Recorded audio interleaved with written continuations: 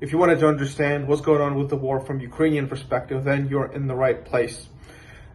All right, so today we're going to talk about 5 things. Last week was very eventful, a lot of things that will have long-lasting effects on the world stage and world peace, and particularly in Ukraine and Russia's invasion of Ukraine.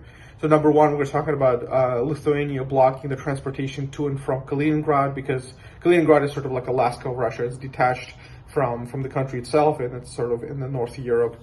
Number 2, we're going to talk about the 50-plus missile strikes which had hit Ukrainian cities, living quarters on Sunday morning, which was yesterday. We're going to talk about how Russian army is advancing slowly, and then Russia's plans with Belarus, because that Russia has been trying to get Belarus involved in the war since day one, and Belarus has been finding ways not to get involved, but now it looks like they're escalating the situation by arming Belarus with nuclear weapons. And number 4, we're going to talk about first heavy artillery systems called HIMARS, which are being used in Ukraine with great efficiency.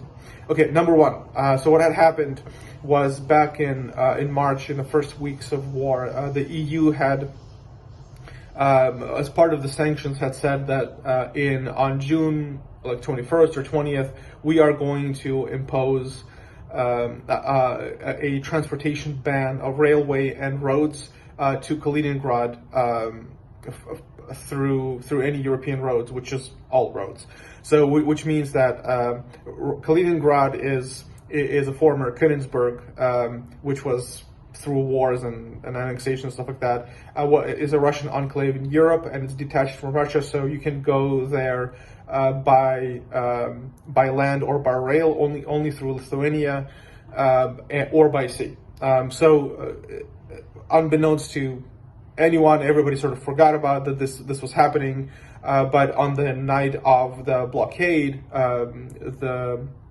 somebody from the government of Lithuania sent the mayor of Kaliningrad this note saying that starting tomorrow, as per EU sanctions, we're going to block all the road and rail access to something like 600 items of articles of products that cannot be imported into Kaliningrad, which had, of course, sparked a very bright and negative reaction from Russia. They started in their natural fashion to threaten Lithuania with whatever means necessary, which usually means war or nuclear war or whatever.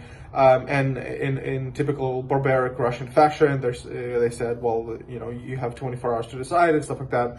So, so what we're seeing here is it's not Lithuania who is imposing this on their own. This was the decision of the EU, and since the road from Russia to Kaliningrad lies through Lithuania, they are implementing the sanctions. To date, Lithuania hadn't folded, even though they're a tiny country. They're smaller than Ukraine by far, but of course they are part of EU. They're part of NATO, so they have that entire strength behind them. So we'll keep an eye on what's happening there. Effectively, as of now, Kaliningrad and its region is blocked. There is nothing coming in. So the economy and even basic products and groceries are going to become a problem. And by different sources, you hear that either Russian troops had left Kaliningrad or are still continuing their maneuvers, the learning maneuvers, which they started last week. Very sad news from yesterday, Sunday morning. Russia had fired 51 ultrasound missiles on cities of Ukraine. Kyiv got like 14. 4 of them got into apartment buildings, high rises in Kyiv. Quite a bit of people died, children and everything. My native Cherkasy got 2 missiles. One of them damaged the dam that goes over the Dnieper River. So if you ever been or came in a mission trip or anything, you know that if you go to the airport or coming to Cherkasy from the airport, you take that dam. So one of the missiles hit there. It hit the railroad part of it, and one person was killed who was working for the railway station, for the railways of Ukraine. But of course, there is no reason for the missile strikes. And what we're seeing here is that Russia is running out of options, is running out of people, and they are. It's an act of desperation that they cannot do anything, so they're just started bombing and basically terrorizing. It's a terrorist tactic to scare the peaceful population of Ukraine into trying to pressure the government for peace talks. And of course, a week before this, there's a former Soviet spy I follow on YouTube, and he goes into detail about what's going on and gives his analysis. And I think his is good because he's saying that a week before there was a known Russian agent in the U.S. Dmitry Simes, his name is, and he published this peace plan in his Gazette, which he publishes in the United States. It's called National Interest. And so they're trying the carrot and the stick method, he's saying, is because the carrot is, well, we're ready for peace negotiations, of course, with everything Russia wants.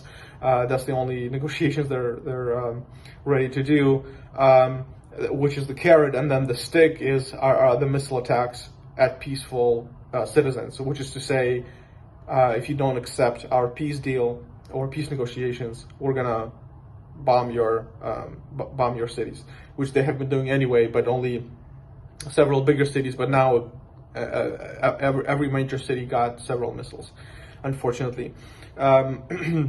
Overall, we can say that Russian army is advancing. So the last week, Ukrainian forces had to retreat from a city they have been fighting for in the last month, 3 weeks to a month, which was the most intensive fights. A city called Severodonetsk, and what this shows us is that Russian army is dumb. They're losing a lot of people, but they're advancing just because of the sheer numbers. If you've ever seen the movie 300, you see how Persians sort of gathered all the cultures around them and kind of threw everything they had at the Spartans. And this is sort of the situation we see here as well. So from internal sources that I sort of follow, we see that even people, the Ukrainian citizens who in the past 8 years have been living on occupied territories, they're being drafted into Russian army, and they're being thrown on the front lines as cannon fodder, really, because the tactic is send them out there. They will get killed for sure, but we will learn where the Ukrainian positions are, and then we will send in the professional troops to do the rest. So just because of the sheer numbers that Russian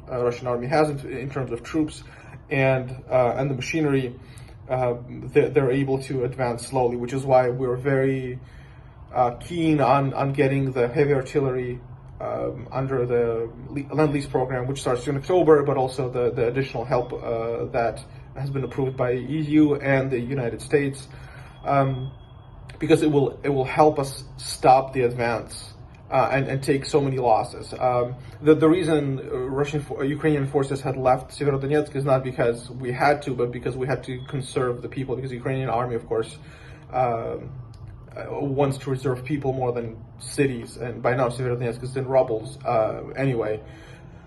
So the heavy artillery long-range missiles will allow us to stop the advance and start pushing back until our territories are freed.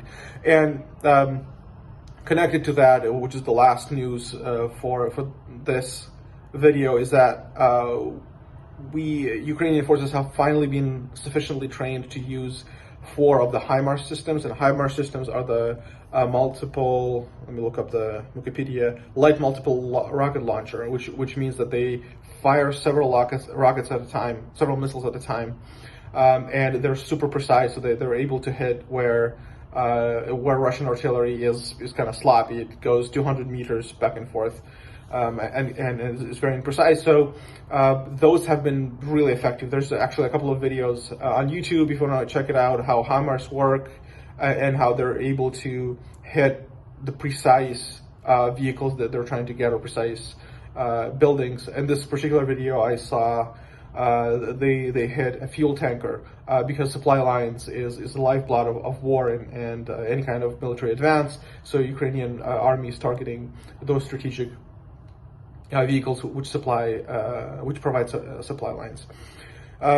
So that's awesome. And of course, if you're thinking, well, 4, that's not a lot. True, that's not a lot. But what's happening, what we see the West is doing is it's trying out a little method. If it works, they ramp it up. Of course, it takes time, and unfortunately, it's not as quick as we would have wanted it to be. But it's also important that this weaponry stays in Ukrainian custody, because if Ukrainian forces are not sufficiently trained on it, they can either not use it properly or be able to lose it to Russians.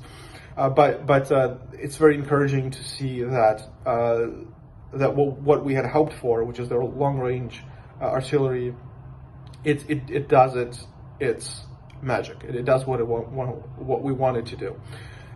So much so that even though in the east and the north, Russian army is slowly advancing, but in the south, you may have heard of Kherson, which was occupied for the last couple of months, using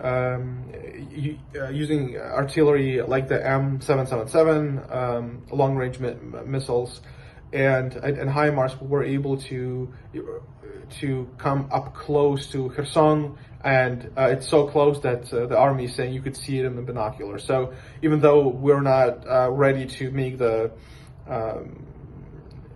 decisive throw and free Kherson yet, but it does give us a precedent and a good tactic to free the rest of the cities once we have a good amount of these systems in Ukraine.